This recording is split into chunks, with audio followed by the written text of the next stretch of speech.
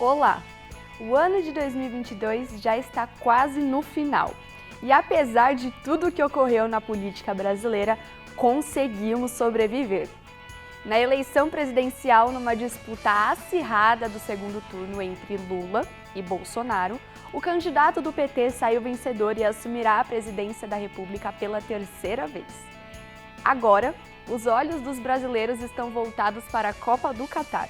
Mas mesmo com a festa que um Mundial de Futebol traz para os mais diversos povos, o mundo também está de olho em questões mais urgentes, consideradas essenciais para a nossa própria vivência.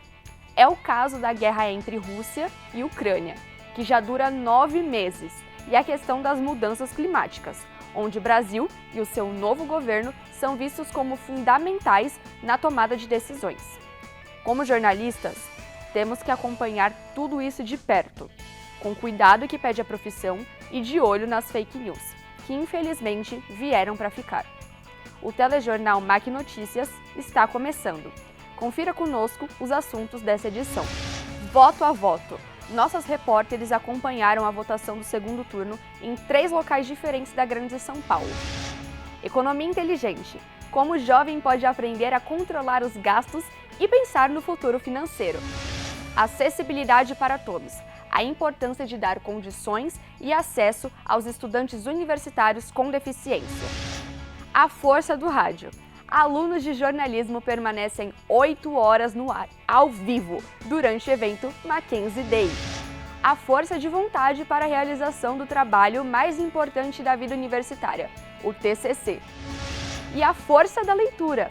Feira Literária em São Paulo mostra que, apesar de toda a tecnologia, o livro de papel ainda tem o seu espaço. E ainda, esporte universitário, a tradição da atlética de comunicação no esporte mackenzista. Este e outros assuntos você acompanha conosco a partir de agora. Eu sou Giovana Mencaster, o MAC Notícias está no ar.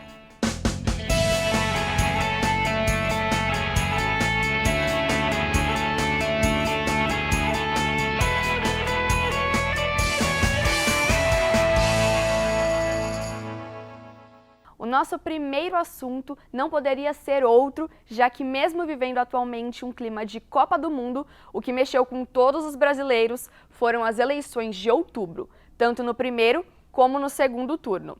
O resultado todos sabemos. Lula foi eleito e assume no dia 1º de janeiro de 2023. Mas o que queremos mostrar é como se deu a eleição do segundo turno em 3 regiões diferentes de São Paulo. As repórteres Érica Coelho, Giovana Carvalho e Júlia May foram nestes locais e fizeram a cobertura. Eu sou Giovana Carvalho. Meu nome é Júlia May. Meu nome é Érica Coelho.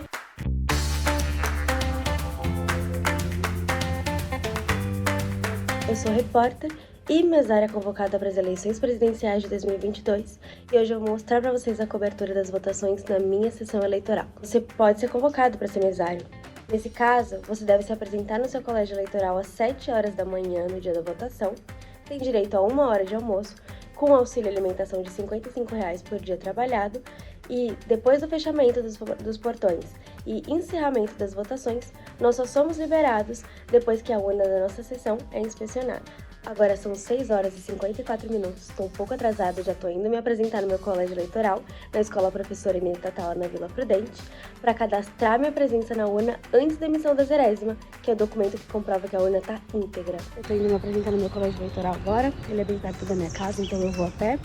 E eles sempre pedem pra gente usar roupas de tons neutros, sem nenhum tipo de conotação política, senão é vetado. Meu colégio eleitoral é pequeno, tem pouca movimentação, normalmente as votações acontecem bem rápido. Um dos dias mais importantes e esperados do ano chegou para nós brasileiros. Hoje acontece em todo o país o segundo turno das eleições de 2022. São 11 horas e 14 minutos e eu estou indo agora cumprir o meu dever de cidadã aqui na região do Grande ABC, em São Bernardo do Campo. Eu vou ir de carro porque o colégio que eu volto não é tão perto. Então hoje, você que está nos assistindo vai me acompanhar na cobertura deste dia. Bora lá! A caminho do colégio eleitoral, a gente está percebendo que não está tão trânsito quanto o esperado. No primeiro turno aqui em São Bernardo estava mais trânsito, as ruas, então já tem uma mudança. Eu acabei de chegar aqui no meu local de votação, no Colégio Adventista de São Bernardo do Campo, que fica aqui no bairro de Santa Terezinha. Agora são 11 horas e 45 minutos e não só a minha sessão, como o colégio inteiro está bem vazio. Praticamente não há filas, muito parecido com a minha experiência no primeiro turno. Eu demorei cerca de 15 minutos no processo todo, em 3 minutinhos eu faço tudo. Hoje vai ser ainda mais rápido. Perguntamos a alguns eleitores se eles perceberam diferenças em relação ao primeiro turno e se tiveram alguma dificuldade hoje ao votar. A diferença é a quantidade, né? Na primeira teve para governador, para deputado, então quer dizer, tinha muito mais movimentação, mais sujeira visual, né? E hoje tudo mais tranquilo, bem mais tranquilo mesmo. Foi uma dificuldade, foi bem rápido, foi bem de boa, mesmo sem o título. E hoje, dia 30 de outubro, São Paulo elege um novo governador e um novo presidente para o país. Agora são exatamente 11h22 e eu tô saindo da minha casa agora para votar. Meu colégio eleitoral é Osasco e a escola onde eu voto é pertinho da minha casa, então eu vou andando. Eu quero ver como que tá hoje, porque no primeiro turno tinha bastante fila e estava um pouco desorganizado. Agora são 11h30, cheguei agora aqui na MF Olinda Moreira Lemes da Cunha, no bairro Leóis Júnior, em Osasco, que é onde eu voto. Em comparação com o primeiro turno, tá bem mais vazio, praticamente não tem fila, mas vamos ver quanto tempo eu demoro para votar de fato. Conversamos com alguns eleitores que relataram demorar menos para votar no segundo turno, além de outras diferenças em comparação ao primeiro dia de votação. No primeiro turno eu demorei uns 5 minutos, hoje não demorei nem 1 minuto. O primeiro turno ela estava muito mais tumultuada, tinha muito mais gente, mais fila, levava um período maior para votar. No segundo turno, aparentemente bem mais tranquilo, o processo está sendo rápido pelo fato de ser só 2 candidatos. Acabei de chegar em casa, agora são 11h46, já votei e não demorei praticamente nada, foram 2 minutinhos, foi o tempo de entrar na minha sessão, efetuar o meu voto e sair, e também o tempinho de chegar aqui em casa. Eu achei bem organizado, não tinha fila, era tudo bem sinalizado, eu encontrei facilmente a minha sessão, então hoje, segundo turno, estava bem diferente do primeiro.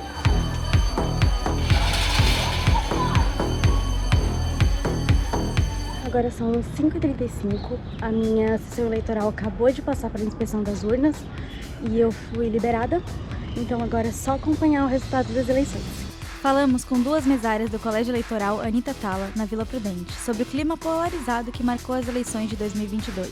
Clima muito mais tenso, né? Parece que uma rivalidade que excede a questão da política. É uma rivalidade desnecessária, porque a política é um jogo mesmo, nós sabemos, mas nesse momento existe muita tensão no ar, muita mesmo.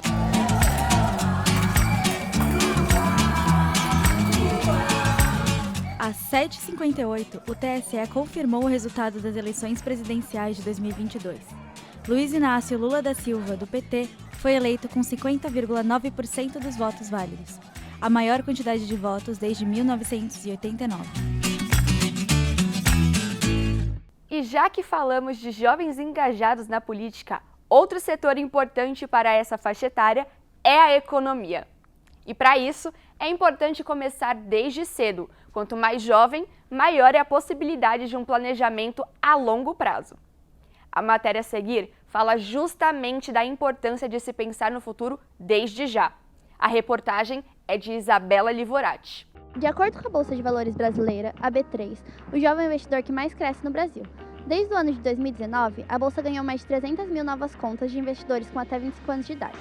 Todo mundo já ouviu algum especialista dizer que aplicar seu rendimento é de extrema importância para garantir a tranquilidade financeira e proporcionar um patrimônio pessoal que tenha uma boa rentabilidade para facilitar o alcance de seus objetivos atuais e futuros. No total, são mais de 2,6 milhões de investidores com até 39 anos de idade, um total de 4,3 milhões de pessoas.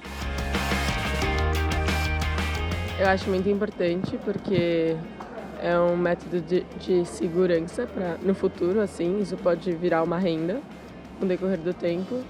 E eu acho legal porque você precisa estudar um pouco para fazer isso, né? Eu tenho um planejamento financeiro para os próximos anos e eu acho muito importante investir. Porque minha mãe investe, ela investe desde que ela se entende por gente, começou a trabalhar, ela investe. E ela por ter planejado a vida financeira assim dela, deu para mostrar que ela tem não necessariamente estabilidade, mas ela sabe o que ela pode fazer no próximo mês e tem sempre um adicional. Pessoal tenho e também de futuro também com o meu namorado. Para você ter uma previsibilidade, eu acho, para você planejar por mais tempo e poder colocar em prática os seus sonhos, né? O hábito de investir ou se planejar financeiramente é algo que novas gerações estão se importando cada vez mais, como é o caso da estudante de jornalismo Verônica Clopes, que já ouviu esse conselho muitas vezes e hoje coloca em prática na sua vida. Bom, planejamento financeiro é muito útil para minha vida, sempre fez parte da minha vida, principalmente a partir do momento em que eu comecei a ter acesso a dinheiro. Agora, na fase adulta, o planejamento financeiro faz parte da minha rotina, porque eu tenho mais coisas para pagar, tenho mais coisas para comprar, e desde o momento então em que eu comecei a estagiar, que foi a partir do momento que eu tive mais acesso a dinheiro, eu passei a me planejar melhor. Levando em conta que o salário de um estagiário em São Paulo é em média R$2.000, o professor Milton Bignatari dá dicas de investimento para os jovens. O ideal é que, se você não tem despesas fixas, porque as despesas fixas realmente você não tem como fugir, se o seu salário é relativamente limpo, você tem que pelo menos trabalhar com 30% desse dinheiro para investimento. Isso é o ideal. Se você conversar com alguns analistas vão te falar, não, 20 é suficiente. Outros vão te falar, não, se você não tem nenhuma despesa, 40 é suficiente. O ideal é aquilo que eu falei, vai depender muito do que você pretende, mas em torno de 25% a 30% é um valor considerado bom. Acessibilidade é uma palavra que usamos muito ao falar de inclusão social. Ainda mais quando o tema é educação para pessoas com deficiência. Mais do que um termo politicamente correto, a acessibilidade é de fundamental importância para garantir pelo menos um pouco de igualdade entre as pessoas com e sem deficiência. A repórter Alice Labate foi conhecer como o Mackenzie vem trabalhando nessa questão aqui dentro da universidade. Vamos conferir.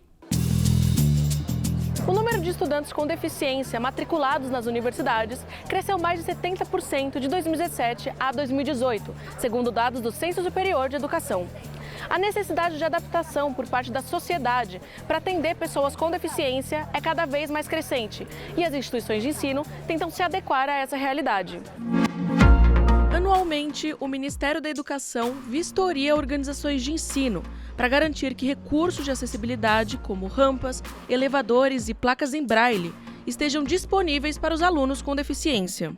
O Mackenzie é uma dessas organizações vistoriadas e tem compromisso com a inclusão. Para isso, foi criado o Programa de Atenção e Orientação do Aluno, o PROATO, que oferece acolhimento, orientação e suporte psicopedagógico para alunos com deficiência ou com necessidades educacionais específicas. Para a coordenadora do programa, Roseli Caldas, apesar dos investimentos feitos até o momento, ainda há um longo caminho a ser percorrido. Uma universidade inclusiva é aquela que possibilita o acesso a todas as pessoas. Eu penso que estamos no caminho. Não podemos dizer que somos uma universidade inclusiva ainda, mas temos conseguido vários recursos que dão possibilidades para os nossos alunos. Mas é preciso que haja o que a gente chama de tecnologias assistivas. Então, o Braille, a gente conseguiu agora nos laboratórios ter um teclado com Braille para cada laboratório, intérprete de Libras, janela de intérprete de Libras em cada uma das formaturas. Diogo Costa é estudante de jornalismo no Mackenzie e pessoa com deficiência visual. Ele explica que, mesmo se adaptando com facilidade, ainda há questões que dificultam o seu aprendizado. As minhas maiores dificuldades assim, são nas matérias que envolvem coisas visuais. Então, em editoração, que a Adobe não oferece nenhum programa para incluir as pessoas com algum tipo de deficiência visual. E também na matéria de fotojornalismo, que também é muito visual, né? Então tem questão de luz, sombra, essas coisas. O que facilita, assim, são os alunos, sobretudo da minha sala, que me ajudam sempre que eu preciso de alguma coisa E também os professores, sempre que tenho alguma dúvida, alguma coisa que eu não entendo, os professores também são muito prestativos. O professor e coordenador do curso de jornalismo, Hugo Harris, deu aula de cinema para o Diogo e diz que durante essas aulas era preciso ficar atento. Tivemos o apoio do Proato, que realizou alguns vídeos com audiodescrição. Então pegaram vídeos que eu utilizo dentro da minha aula, colocaram a audiodescrição e me forneceram com esse recurso, o que foi muito bom para o Diogo utilizar. Acho que um dos grandes problemas, que pode parecer uma coisa pequena, mas não era ter uma mesa adaptada para o Diogo. Então, ao invés das carteiras convencionais, onde cabia apenas o caderno dos alunos, a gente precisou colocar uma mesa maior para que ele pudesse colocar a máquina de braille dele. Eu penso que uma coisa importante também para uma universidade inclusiva é a formação dos educadores, dos professores. Como eu disse, a educação básica, isso já vem acontecendo há mais tempo, os educadores são um pouco mais preparados. Os professores universitários ainda não, né? Então, a gente está falando e vira para a lousa. Alguém que faz leitura labial já perdeu. Com toda essa atenção dos professores e do Proato, cada vez mais a Universidade Presbiteriana Mackenzie caminha para se tornar uma instituição acessível. Esse é um passo mais próximo de uma educação totalmente inclusiva no Brasil. Daqui a pouco, vamos falar sobre esporte universitário e ainda a tradicional Feira do Livro da USP. O MAC Notícias volta já.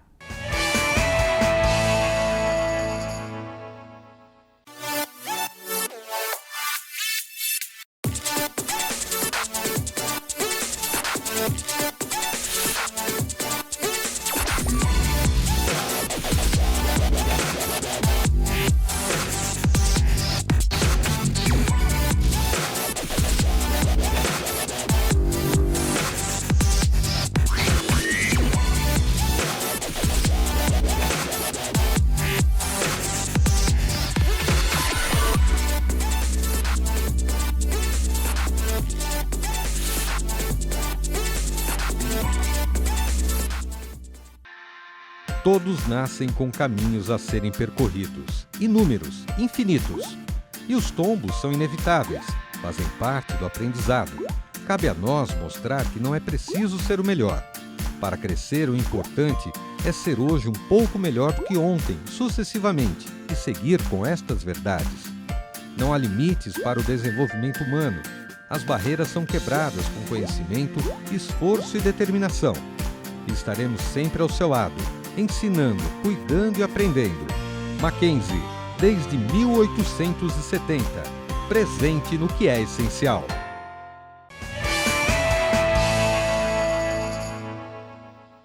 O Mackenzie Day é um evento anual em que a universidade abre as portas para receber estudantes que têm interesse em conhecer a instituição e os cursos que ela oferece. Super interativo e divertido, é cheio de atividades durante todo o dia. Com a pandemia, o evento teve 2 edições canceladas, mas esse ano finalmente retomou a tradição com uma participação especial da Rádio Web Mackenzie. Acompanhe na reportagem de Renata Cipilli. Portas abertas para todos os interessados em conhecer o Mackenzie. Assim é o espírito do Mackenzie Day. Uma possibilidade para os futuros alunos entrarem em contato com os mais diversos cursos da instituição, permitindo uma experiência presencial no campus de uma das mais prestigiadas universidades do país. Durante o evento, os visitantes tiveram orientação profissional dos professores e puderam conhecer os mais variados cursos oferecidos pelo Mackenzie, além de participar de oficinas e palestras. Uma atividade que chamou muito a atenção de todos foi a Rádio Mackenzie Day. Funcionando durante todo o dia, a rádio abriu espaço para que os diversos convidados, além de alunos, professores, o corpo diretivo da universidade e os próprios visitantes pudessem dar o seu recado ao vivo para todo o campus. Um dia muito rico de vivência dos jovens.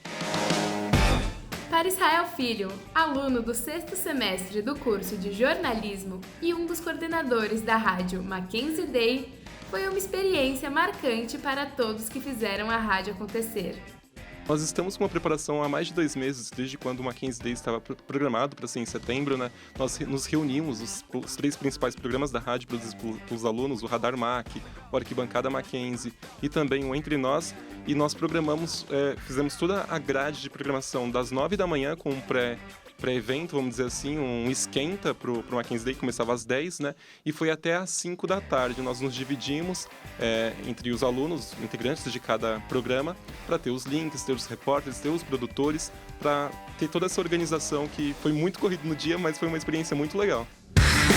Agora é esperar que em 2023 o evento repita o mesmo sucesso deste ano e que outros alunos queiram passar por essa experiência prática de estar à frente dos microfones. E agora vamos falar de algo muito importante, que interessa a todos nós, estudantes de graduação: o trabalho de conclusão de curso, o TCC. O repórter Gabriel Alcântara conversou com 3 alunos de curso de jornalismo que vão defender o TCC já na próxima semana. No último ano de faculdade, há uma atividade obrigatória a todos os estudantes de graduação: o trabalho de conclusão de curso, o famoso TCC. Ele é um rito de passagem que fecha o ciclo de um curso quando o aluno usa todo o aprendizado da graduação para elaborar o trabalho mais importante da sua fase como universitário. E no curso de jornalismo não é diferente. A aluna Duda Smilari, por exemplo, que fez um documentário sobre o ciclo Zani, usou o cinema como sua principal fonte de inspiração. O meu TCC acabou sendo um reflexo daquilo que eu procurei na minha faculdade, que era o documentário, que era o audiovisual, que era o cinema. Então, o principal produto que mais se assemelha a cinema no jornalismo é o documentário, né? A parte de documentar, de você criar um roteiro criativo, de você conseguir brincar um pouco com suas entrevistas, com a sua parte criativa mesmo. O TCC acaba sendo um grande desafio, em especial quando a escolha é por um assunto que não é próximo da realidade do autor. É o caso de Andrei Semensato, que fez um trabalho sobre a música funk da periferia. Acho que principalmente a questão de acessibilidade, de distância para mim, dessas pessoas, e pensar em um roteiro de entrevista que fosse conectado com o universo de um MC, de um funkeiro que estivesse no início da carreira musical mesmo. Mafê Jimenez, assim como seus colegas, também optou pelo documentário. Ela acredita que o audiovisual era a melhor forma de apresentar o seu tema. A escolha do meu tema do jornalismo em vídeo, o produto do documentário, foi porque eu abordei sobre a cultura hip hop. É um tema que ele precisa apresentar a arte de cada artista, porque eu falei sobre o hip hop na parte do rap, na questão da dança, do grafite. Então, acho que a melhor forma de eu apresentar e passar a mensagem que eu queria era no vídeo, para mostrar as entrevistas e a arte de cada artista.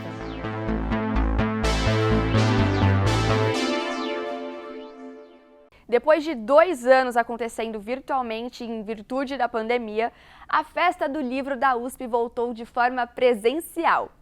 Mesmo com o número de visitantes baixo de 2019, quando foi realizada presencialmente pela última vez, a feira continua a ser um grande atrativo para os amantes da leitura. Confira a reportagem de Fernanda Baron. Com um público variado, ocorreu entre os dias 9 e 12 de novembro em tendas próximas ao CRUSP, a 24ª edição da tradicional Festa do Livro da USP. Organizada desde 1999 pela EDUSP, o evento é um dos mais tradicionais da Universidade de São Paulo. O objetivo do evento é aproximar mais as editoras dos leitores. A festa começou com o intuito de trazer livros que fazem parte das referências bibliográficas dos cursos da USP. Mas esse repertório se expandiu e hoje, além de editoras tradicionais, o evento conta com editoras do público infanto-juvenil, de clássicos da literatura e até de quadrinhos. todas com algo em comum: descontos generosos. Esse box da editora Sonora, por exemplo, edição limitada, que contém um livro e uma camisa oficial da turnê de 1975 do Queen, ele está saindo de R$270 por R$130. Isso dá um pouquinho mais do que 50% de desconto, ó, vamos fazer a conta, menos 50%, isso mesmo, R$5 a mais do que seria 50% de desconto.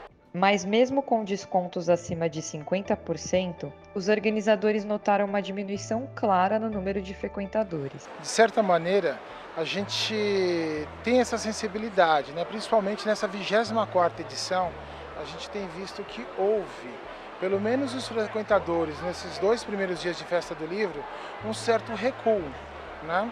Essa tenda tem 4.500 metros quadrados e a gente estima receber em torno de 5.000 pessoas por dia, né?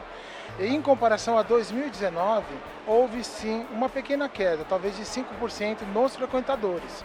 Porém, digamos que o ticket médio das editoras que eu tenho conversado, houve um aumento. Podemos dizer o seguinte, que houve sim um recuo do público visitante, dos leitores de maneira geral, porém, na aquisição de livros, a gente está com uma margem um pouquinho maior. De acordo com o autor do livro Fascismo Ontem e Hoje, Fernando Sarti Ferreira, essa diminuição está ligada com questões econômicas do Brasil. Eu acho que a queda no número de leitores ela se dá sobretudo por causa da queda de renda, mas eu acho que a feira é uma oportunidade também porque ela oferece os títulos a um preço muito mais acessível, ainda está longe do ideal, né? Mas a questão acho que não são tanto os preços, mas é a renda das pessoas. Mesmo com essas questões, o evento segue sendo uma referência nacional, atraindo frequentadores de outras cidades, como é o caso do Thales, estudante de Biologia da Unicamp. Dizer que eu estou impressionado porque das vezes que eu fui na Bienal do Livro, né, que supostamente é um lugar que vende livros mais baratos, eu raramente achei qualquer promoção que valesse a pena. E aqui realmente a maior parte dos livros, tudo que a gente vai comprar, a gente olha na internet mesmo, né, na Amazon e na Submarino, para estar mais barato. E aqui realmente tudo estava bem mais barato do que na internet, então vale bem a pena mesmo. A Universidade Presbiteriana Mackenzie tem uma grande tradição no esporte universitário. Os cursos são representados pelas atléticas. No nosso caso, na comunicação, a atlética responsável é o Tubarão. Eu fui conhecer um pouco mais sobre essa trajetória vitoriosa do Tubarão, que acumula títulos dos mais variados esportes.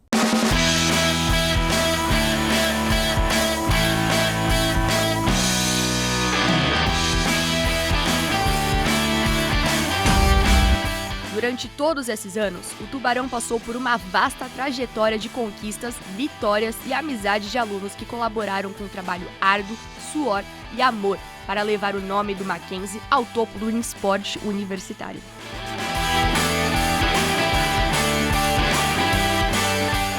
A vista das arquibancadas do Prédio 20 nos mostra o quão grande é a história da Atlética Tubarão. Por aqui, já passaram centenas de atleticanos dos cursos de jornalismo, publicidade, propaganda e design, que treinaram diversas vezes na semana os esportes de futebol, basquete, handball, vôlei e muitos outros. Vim aqui a convite de uma aluna e aí a meta delas era voltar a fazer parte da elite do Juca, né? E eu aceitei o desafio. Ao mencionar a diferença da Tuba em relação às outras atléticas, os membros relatam ter um perfil muito parecido com o das outras faculdades. Mas o que muda mesmo é o amor pela instituição e o orgulho de ser tubarão. Eu tô aqui desde o meu primeiro semestre, foi quando eu conheci o Tubarão, né, a Atlética. Pra mim, ele fez parte da faculdade desde o primeiro momento até agora, que eu já me formei e voltei atrás. É inexplicável, é um sentimento assim... O Tubarão, pra mim, se tornou uma família. O Tuba, pra mim, é uma coisa inexplicável. Entrei aqui, eu não sabia a dimensão que isso ia ter na minha vida. É um orgulho vestir essa camisa. Eu vi esse sentimento da galera fantasiada, de colocando coisa de tubarão, assim, eu entendi como é e entendo esse sentimento e agora jogo pelo Tuba. Quando eu entrei aqui, eu pensei direitinho, fiz, é um pessoal legal, uma verdadeira família, então é legal entrar em um mundo diferente do que você já está habituado.